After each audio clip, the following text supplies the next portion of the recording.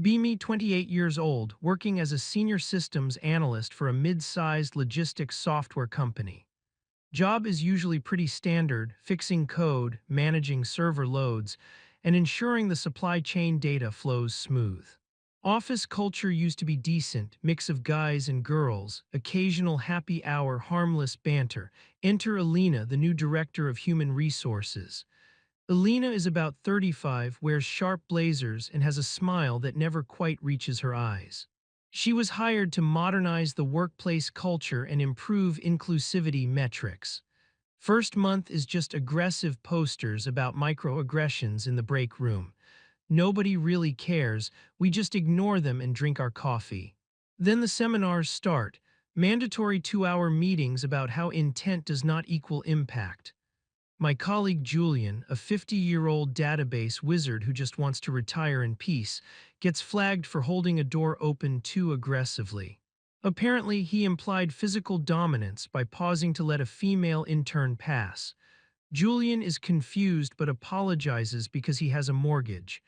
Things escalate when Kieran, a junior developer, gets called into Alina's office. Kieran is 22, nervous, and barely speaks above a whisper. He allegedly mansplained a coding error to a female project manager named Isara. Isara had asked him why the code was broken.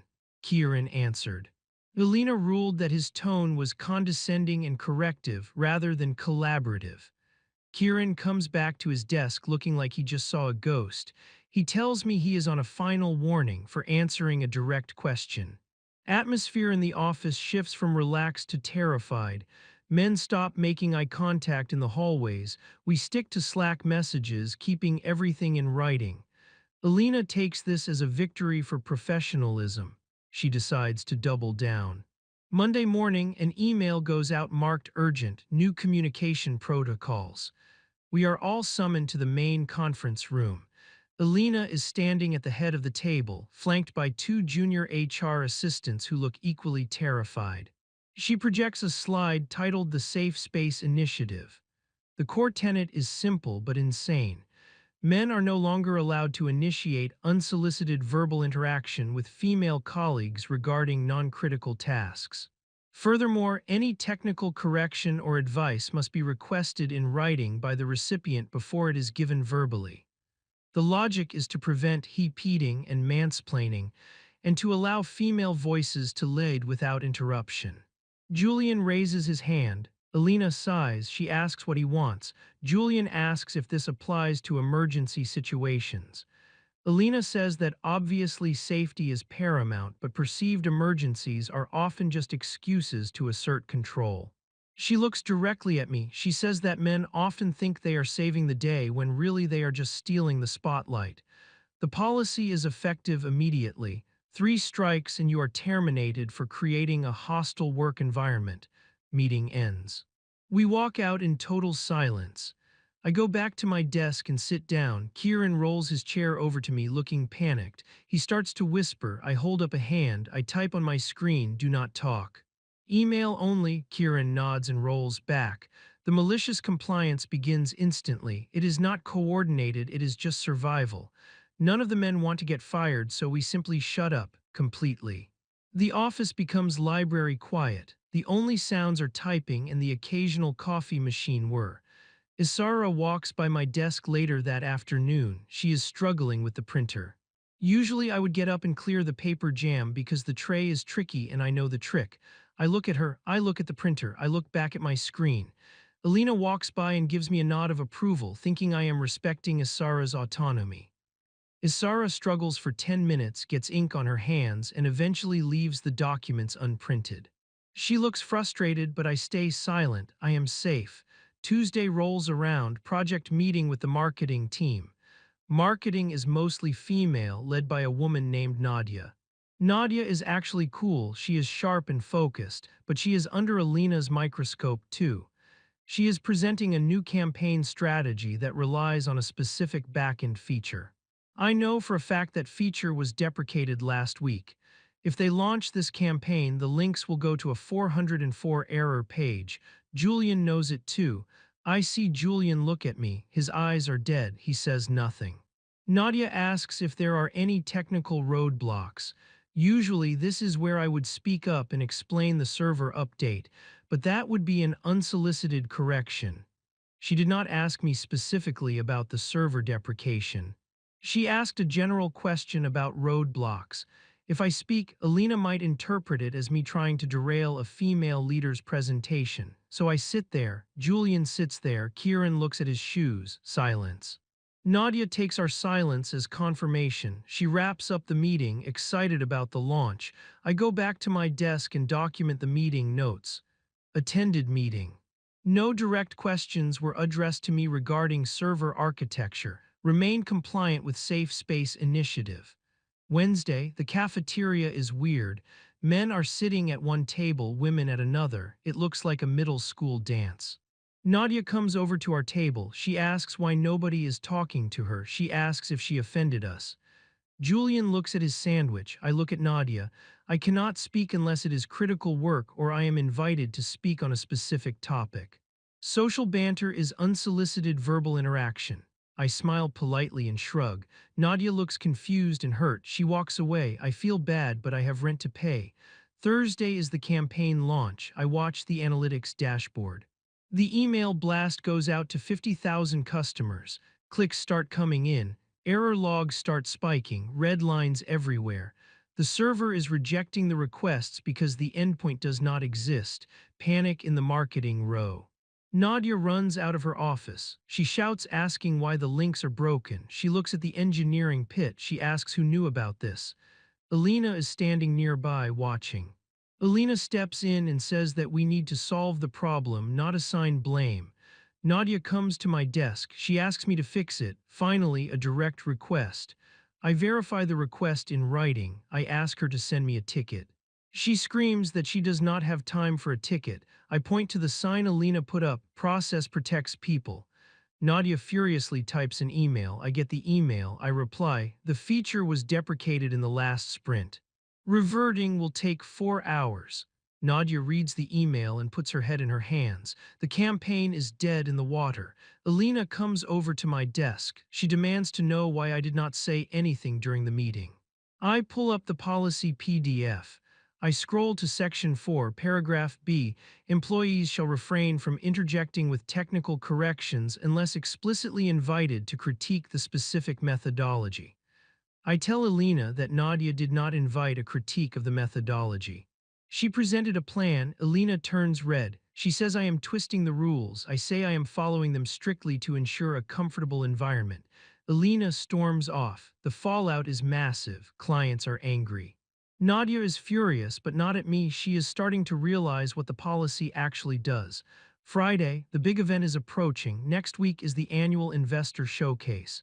Huge deal. Our CEO, Marcus, is flying in. He is a nice guy, but very disconnected. He lets HR handle the day-to-day. Alina wants the showcase to be perfect. She selects a diversity-forward team to present the new logistics AI. The team is Isara, Nadia, and a new hire named Chloe. None of them are back-end engineers. They are great at front-end and marketing, but they do not know the deep code. Usually, Julian or I would co-present to handle the technical Q&A. Alina says that having a man on stage would dilute the message of female empowerment. So we are in the audience. Monday of the showcase week. Rehearsals. I sit in the back. Isara is practicing the demo. She is using the staging database, which is fine for practice, but she has hard-coded the login credentials into the script visible on the screen. If she does that during the live broadcast, she will leak the admin keys to the internet. Julian nudges me. He sees it too. We look at Alina in the front row. She is taking notes on their posture and tone. She is not looking at the code. Julian starts to stand up. I grab his arm. I whisper, "Don't." Julian sits back down. If we interrupt the rehearsal to correct Isara, Alina will write us up for undermining confidence. We let it slide. Showcase day. Large auditorium. Investors, tech bloggers, major clients, cameras are rolling, live stream is up. Marcus gives the intro speech. He talks about innovation and culture. He hands the stage over to the future of the company. Isara, Nadia, and Chloe walk out. They look nervous but professional. They start the presentation. It goes okay for the first 10 minutes. Then comes the live demo. Isara shares her screen. The code terminal pops up. The text is huge, right there in bright green text. Admin pass, logistics master 2024. I hear a few gasps from the technical people in the audience. Someone in the back row takes a photo. Julian is staring at the ceiling. I am looking at my phone. Isara types in the commands. The system works, but she is running it on a local instance, not the cloud server. She claims it is live data. A guy from a major shipping conglomerate raises his hand during the Q&A. He asks why the latency is 0 if it is processing global data. Isara freezes. She does not know the difference between local and cloud execution contexts. She looks at Chloe. Chloe looks at the floor. Isara looks into the audience. She locks eyes with me. Her eyes are pleading. Help me, she mouths. Alina is standing in the wings, watching me like a hawk. If I shout out the answer, I am interrupting. If I walk up there, I am physically imposing. I sit still. Silence stretches for 10 seconds. It is agonizing. Marcus, the CEO, looks at me. He gestures for me to help. I do not move. I point to Alina. Marcus looks confused. The investor repeats the question, sounding annoyed. Isara tries to bluff. She says it is a proprietary compression algorithm. The investor laughs. He says, that is running on localhost. I can see the path. The room erupts in murmurs. It is a disaster. The demo loses all credibility. People start walking out. Marcus runs onto the stage to damage control. He cuts the feed. Alina looks pale. She knows this is bad, really bad. After the room clears, Marcus calls an emergency meeting. Me, Julian, Isara, Nadia, Alina, and the executive board. Marcus is shaking with rage. He asks why nobody supported the presentation team. He looks at me. Adrian, you know this system inside out. Why did you let them crash and burn? I clear my throat. I stand up. I place a printed copy of the Safe Space Initiative on the table. I read aloud. Under no circumstances shall a male employee intervene in a female colleague's workflow or presentation unless explicitly requested in writing prior to the event to avoid the appearance of rescue fantasies or competency questioning. Marcus looks at the paper. He looks at Alina. Alina is trembling. She tries to speak. That was meant for daily interactions, not critical client events, Julian speaks up. The policy said 0 tolerance. We have families, Marcus. We couldn't risk our jobs. Nadia slams her hand on the table. She turns to Alina. You gagged them. That's why nobody helped me with the campaign launch. Alina starts backtracking fast. I was trying to empower you. They were dominating the space. Nadia laughs, but it is a bitter, angry laugh. You didn't empower me. You isolated me. I looked like an idiot out there because my own team wasn't allowed to talk to me. Isara is crying in the corner.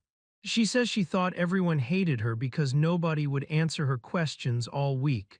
Marcus reads the policy document carefully. His face turns purple. He asks Alina if she legally vetted this. Alina says it is standard progressive HR theory. Marcus throws the paper down. We just lost the terrified investors. The stock is going to tank by morning. He turns to me. The policy is rescinded immediately. Burn it, he turns to Alina. Pack your things. Alina tries to argue. She says she will sue for wrongful termination. Marcus smiles, and it is a scary smile. Go ahead. We will countersue for sabotage and gross negligence. And we will release this policy document to the press to explain why our demo failed. Alina leaves the room without another word. Marcus apologizes to the team. He asks us to fix the mess.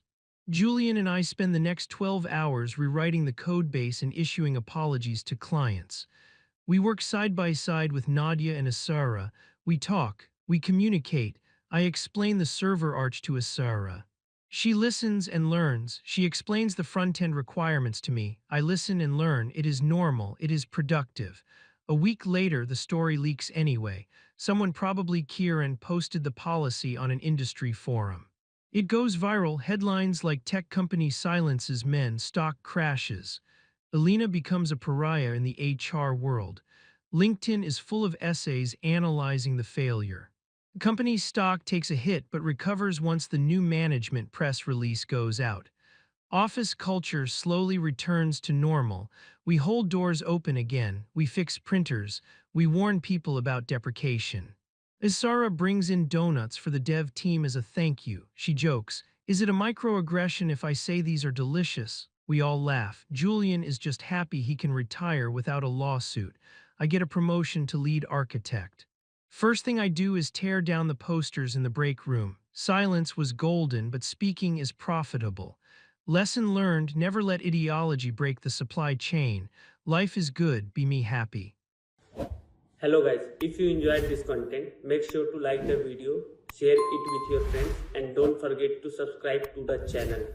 Thank you so much.